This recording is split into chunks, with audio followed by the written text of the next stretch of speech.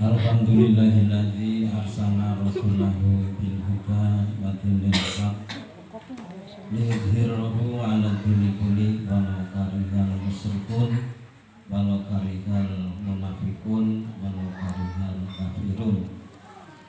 Asyhadu an la ilaha illallah wahdahu la syarikalah wa asyhadu anna Muhammadan abduhu wa rasuluh. Allahumma sholli wa sallim ala nabiyyina Muhammadin wa ala alihi wa ashabihi ajmain. Sesepuh pilih sepuh Sohibul Bait Bapak Dedi, keluarga yang saya hormati, juga terutama keluarga besar, keluarga gede, keluarga teh dari beliau Bapak Darmo Suwito dan yang sebelumnya saya tidak hafal, terutama adalah keluarga dari Bait.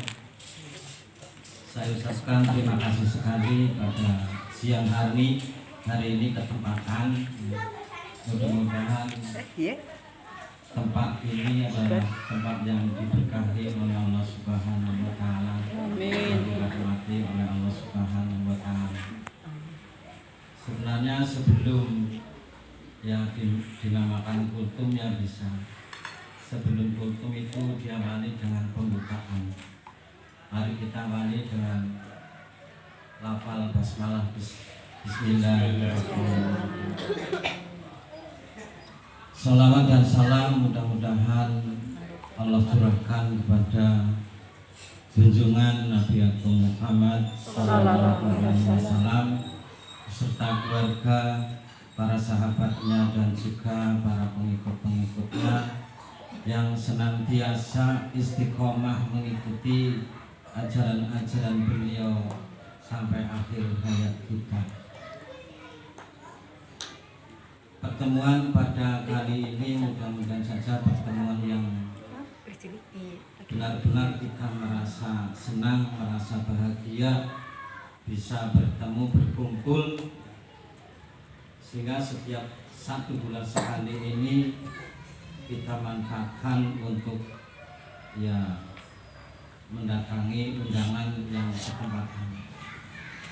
Nah, pada hari ini pas di tempatnya Bapak Dedi sekeluarga, mudah-mudahan saja bukan hanya ketempatan saja, tapi juga untuk selanjutnya ya bisa, kalau tidak ada halangan ya bisa bersama-sama rawuh untuk mengikutinya. Bapak Ibu jamaah yang berbahagia, Allah Subhanahu wa Ta'ala dalam ayatnya dalam Al-Quran, Allah berfirman bahwa a'udzubillahi minasyaitonirrajim, ya ayyuhalladzina amanu taqullaha,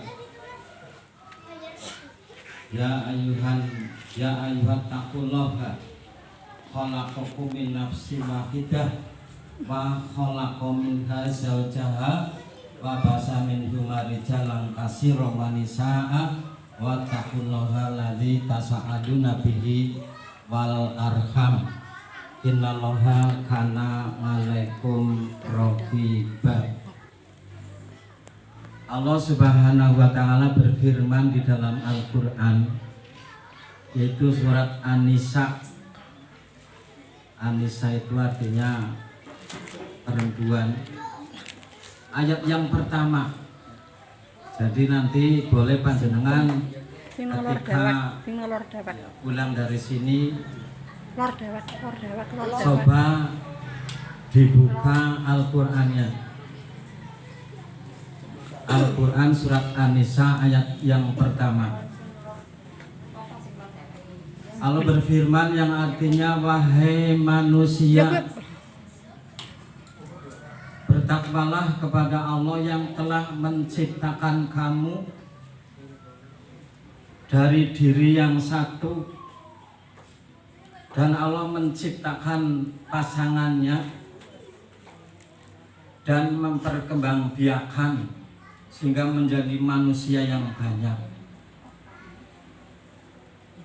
Dan bertakwalah kepada Allah, dan dengan menyebut namanya ia saling meminta. Tasa'aluna bihi wal arham, kata Allah, dan jalinlah saling kekeluargaan. Kita disuruh untuk menjalin kekeluargaan. Innallaha kana 'alaikum raqiba, sungguhnya Allah itu selalu menjaga kepada kita semua. Ini ayat adalah ada hubungannya antara sesama manusia itu untuk saling bersilaturahmi atau saling menjalin kekeluargaan. Yang awal disebutkan bahwa ya ayuhan nasu taqullah, wahai manusia bertakwalah kepada Allah. Jadi seandainya kita sebagai manusia ketika mendengar ya ayuhan nas, itu berarti merasa dipanggil oleh Allah Subhanahu wa ta'ala untuk apa? Taqullah, bertakwalah kepada Allah Subhanahu wa ta'ala. Bertakwa atau dalam arti kita takut kepada Allah Subhanahu wa ta'ala, ya kita untuk disuruh untuk dengan timbulnya rasa takut itu akan menimbulkan kita beribadah mengabdi kepada Allah Subhanahu wa ta'ala.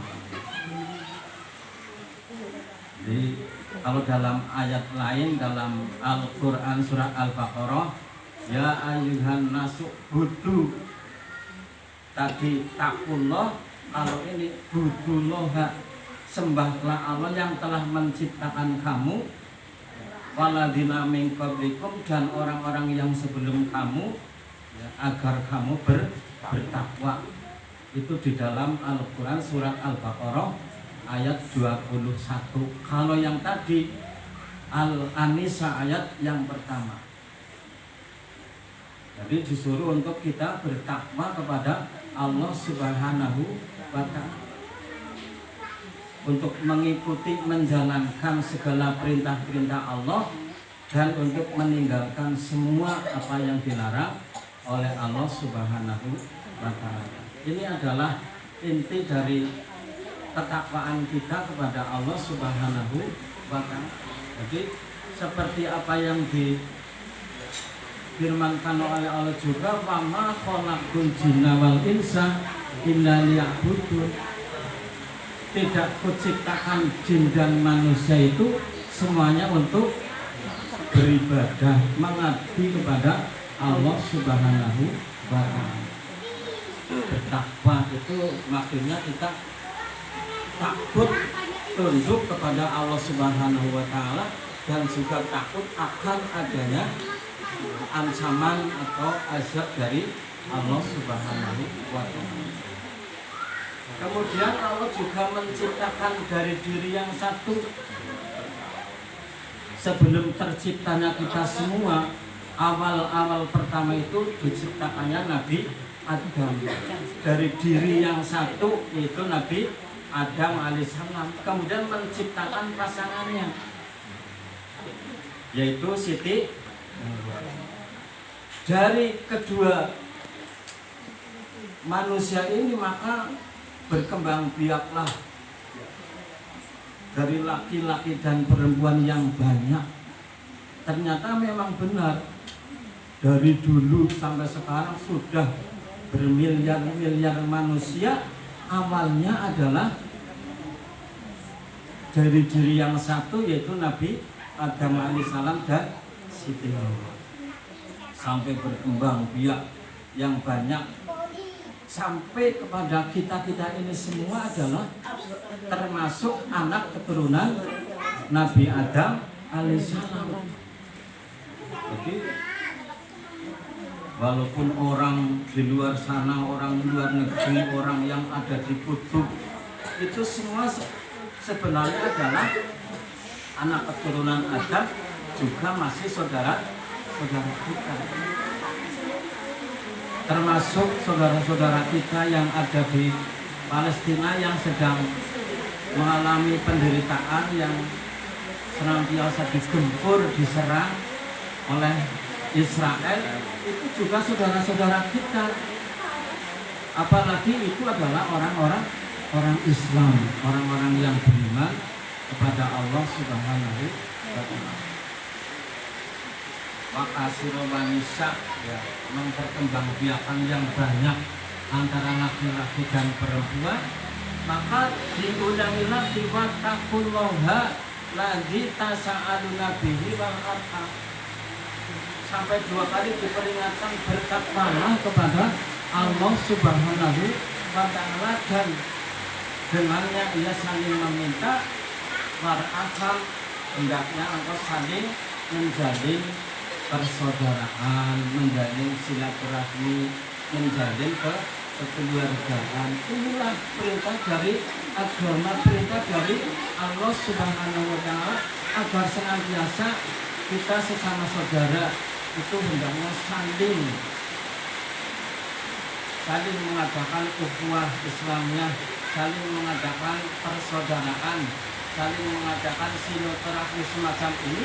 Ini adalah suatu perintah dari Allah dan Rasulnya, sehingga perlu untuk dilestarikan adanya silaturahmi seperti ini.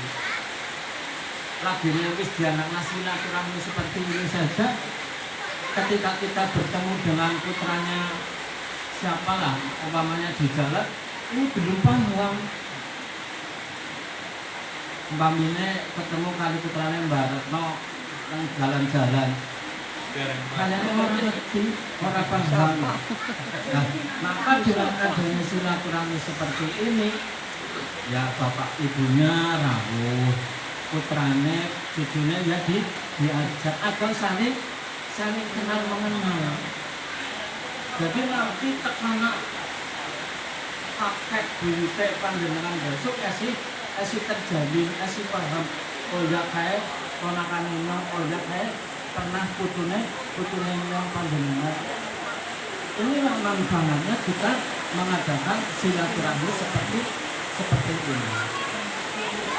Jadi hendaknya kita jangan merasa